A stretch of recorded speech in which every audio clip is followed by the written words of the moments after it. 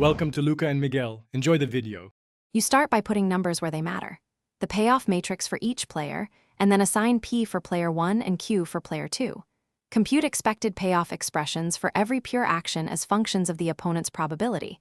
This gives linear functions in P or Q. Once done, simplify so each expected payoff is explicit. Make sure to keep the domains 0 to 1.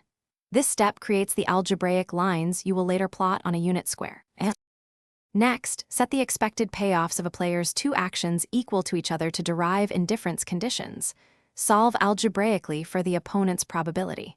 For example, equate U action A equals U, action B, and solve for Q, producing a numeric value or linear relation.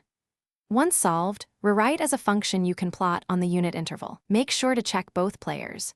You need the opponent's indifference probabilities, so now draw the unit square with P on the x-axis and Q on the y-axis, and plot each player's indifference line. The intersection inside the square gives the mixed strategy probabilities. That is your candidate equilibrium.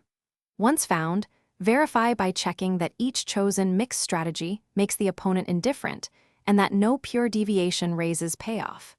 If lines are parallel or intersection falls outside 0 to 1, recheck algebra and payoff setup, often a sign of an algebra error or